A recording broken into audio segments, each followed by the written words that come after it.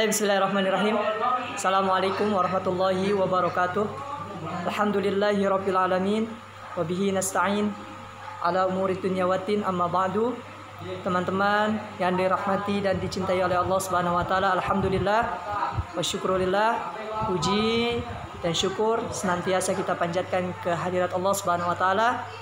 Salawat dan salamnya senantiasa kita curahkan kepada baginda teragung, termulia, yaitu baginda Nabi Muhammad SAW. Allahumma sholli wa sallim wa barik alaih. Tentu kita sebagai manusia, sebagai peserta didik ataupun sebagai siswa, sudah sepatutnya kalian dan kakak pribadi bersyukur kepada Allah Subhanahu wa taala atas segala nikmat yang Allah masih berikan kepada kita. Salah satunya nikmat kita masih diberikannya kesempatan untuk melakukan pembelajaran, walaupun di sisi lain terbatas karena adanya pandemi yang sedang mewabah seperti itu. Tentu mari kita selalu berdoa kepada Allah Subhanahu wa taala agar kita selalu diberikan kesehatan, diberikan perlindungan baik kalian maupun keluarga kalian. Amin amin ya rabbal alamin. Seperti biasa, sebelum kita memulai pembelajaran, kita buka terlebih dahulu dengan membaca ayat Bismillahirrahmanirrahim. Bismillahirrahmanirrahim. Sedikit kita interview, mengulang ke belakang. Di pertemuan sebelumnya bisa kalian simak kembali di materi yang sebelumnya yang kakak upload di YouTube, yang mana sejatinya Rasulullah SAW memerintahkan kepada kaum muslimin agar berhijrah ke kota Habsyi atau Habasyah. Namun sekarang diganti. Sekarang terkenalnya dengan kata atau Ethiopia. Adapun alasan yang pertama mengapa kaum muslimin diperintahkan oleh Rasulullah untuk hijrah ke Habasyah atau Habsyi, yang pertama yaitu karena adanya Raja Najasyi yang adil. Beliau sangat benci akan adanya kezaliman yang ada di masyarakatnya. Begitupun pula dengan masyarakatnya yang terbuka dan bersahabat, sehingga kaum muslimin mudah diterima di wilayah Habasyah. Itu yang pertama. Adapun yang kedua yaitu karena Habasyah jauh dari jangkauan kaum kafir Quraisy, sehingga lebih aman, lebih terjaga dari kekejaman yang dilakukan oleh pasukan kaum kafir Quraisy. Dan yang ketiga, karena Rasulullah SAW sudah tidak tega melihat para sahabat, para pengikut, terutama mereka yang termasuk ke golongan kaum menengah ke bawah, yaitu budak dan lain sebagainya, karena banyak dari mereka yang disiksa, diberikan sehingga Rasulullah SAW tidak tega beliau melihat perkara yang dilakukan oleh kaum kafir Quraisy terhadap kaum muslimin, sehingga Rasulullah SAW memerintahkan agar kaum muslimin mereka berhijrah ke kota Habasyah atau Habsyi, yang mana di dalamnya terdapat raja yang adil dan masyarakat yang terbuka maupun bersahabat. Adapun insyaallah di hari ini kita akan melanjutkan materi, yaitu bagaimana kaum muslimin berangkat hijrah ke Habsyi. Silakan teman-teman dibuka di halaman 54. Silakan dilihat di slide. Nah, kemudian disiapkan juga buku kalian. Di halaman 54 ini dapat teman-teman perhatikan bahwasanya Habsyi adalah sebuah negeri yang terletak di Afrika Timur. Dan sekarang untuk saat ini Habsyi dikenal atau berubah nama menjadi Ethiopia. Seperti itu.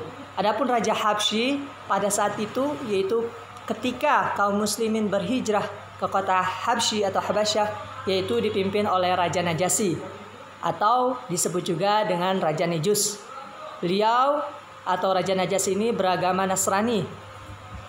Begitupun dengan penduduknya, penduduk Habsyi atau Habasyah, sebagian besar mereka juga penganut dari agama Nasrani. Adapun kaum muslimin berangkat ke Habsyi ini terbagi menjadi dua kelompok atau dua rombongan. Yang pertama yaitu untuk pemberangkatan pertama atau kelompok pertama atau rombongan pertama, yaitu jumlah kaum muslimin yang hijrah ke kota Habsyi yaitu sebanyak 15 orang, yang mana terdiri 11 orang dari laki-laki, 11 orang dari laki-laki dan 4 orang dari perempuan, golongan perempuan. Adapun di rombongan yang kedua atau di kelompok yang kedua yaitu di pemberangkatan yang kedua berjumlah 101 orang, yang mana terdiri dari 83 laki-laki dan 18 perempuan. Adapun di dalamnya beberapa anak-anak atau anak-anak kecil. Ya, jadi diperhatikan pada saat itu terbagi menjadi dua golongan. Golongan yang pertama terdiri dari 15 orang, yang mana terdiri dari 11 orang laki-laki dan 4 orang perempuan. Sedangkan di golongan atau di kelompok yang kedua, di rombongan yang kedua, yaitu terdiri dari 101 orang, yang mana 83 orang laki-laki dan 18 orang perempuan, yang mana di dalamnya terdiri juga dari beberapa anak-anak. Adapun perjalanan ketika rombongan hijrah yang pertama ini, yaitu terjadi pada bulan Rajab, tepatnya pada tahun kelima masa kenabian, yang mana mereka, yaitu rombongan-rombongan dari kaum muslimin, mulai pergi ke Habsyi. Mereka tentu memiliki harapan besar agar mengapa? Agar dapat terlindungi dari penderitaan yang mereka alami, yang kaum muslimin alami, yang disebabkan oleh kekejaman kaum kafir Quraisy. Seperti itu. Sehingga Nabi Muhammad SAW berpesan kepada kaum muslimin agar siogianya tinggal di kota Habsyi sampai Allah Subhanahu wa taala memberikan jalan keluar dari segala penderitaan yang menimpa mereka di kota Mekah. Adapun di rombongan yang pertama, di halaman selanjutnya, yaitu terdiri dari beberapa sahabat yang terkemuka, yang terkenal, yaitu yang pertama diantaranya ada Utsman ibnu Affan. Utsman bin Affan, yang mana beliau bersama istrinya bernama Ruqayyah binti Rasulullah. Jadi istri dari Khalifah Utsman ini, dari sahabat Utsman ini, merupakan anak dari Rasulullah SAW. Adapun yang kedua Zubair bin Awam, Abdurrahman bin Auf, Ja'far bin Abu Thalib bersama istrinya yaitu Asma, kemudian Amr bin Said dan lain sebagainya beserta saudara-saudaranya. Sedangkan perjalanan hijrah ini yang pertama dipimpin oleh khalifah atau sahabat Utsman ibnu Affan. Mereka berangkat secara diam-diam melewati agar tidak diketahui oleh orang-orang kafir Quraisy.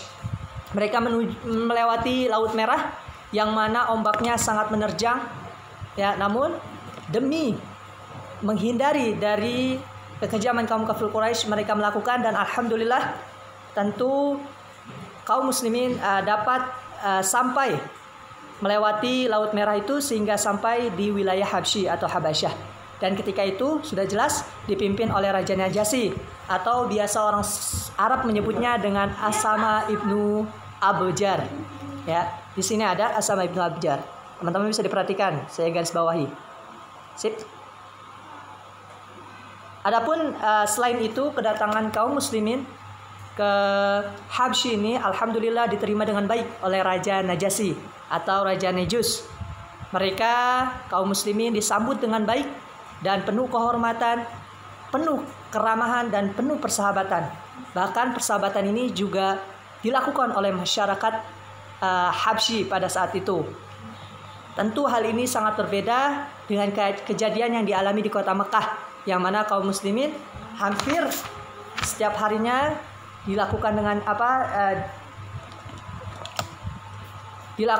diberikan perkataan-perkataan yang tidak baik, bahkan tidak sedikit yang menerima ancaman dan kekejaman yang dilakukan oleh kaum kafir Quraisy. Namun sebaliknya ketika berada di Habsyi, ya, mereka kaum muslimin tentu sangat nyaman karena masyarakat Habsyi itu bersahabat terhadap mereka. Seperti itu.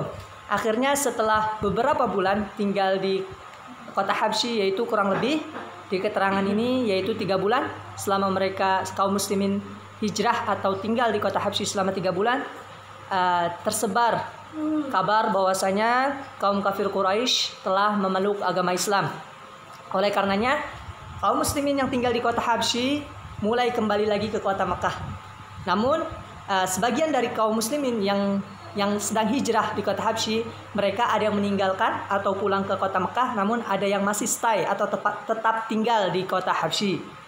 Ya, namun setelah ditelusuri, setelah sebagian kaum muslimin sampai di kota Makkah atau di tempat asalnya, ternyata informasi atau kabar seputar bahwasanya kaum kafir Quraisy telah memeluk agama Islam ternyata tipuan atau hoak, yang mana tujuannya agar kaum muslimin yang berada di Habsyi ini segera untuk pulang ke kota Makkah. Seperti itu. Ini adalah rombongan hijrah yang pertama. Adapun di pertemuan yang akan datang, insya Allah kita akan membahas rombongan hijrah yang kedua, yang mana terjadi pada tahun ke-7. Seperti itu. Teman-teman yang dirahmati Allah Subhanahu wa taala, silahkan setelah ini apabila teman-teman ada yang belum difahami, silahkan dibaca kembali, difahami kembali, silahkan dibuka bukunya. Kemudian apabila ada kata maupun penyampaian yang kurang tepat, saya meminta maaf atas segala kesalahan yang saya sampaikan. Karena sejatinya kesalahan itu datang dari saya pribadi dan kebenaran datangnya dari Allah Subhanahu wa taala melalui lisan saya. Wabillahi taufiq wal hidayah, wa ridha wal inayah. Assalamualaikum warahmatullahi wabarakatuh. Terima kasih.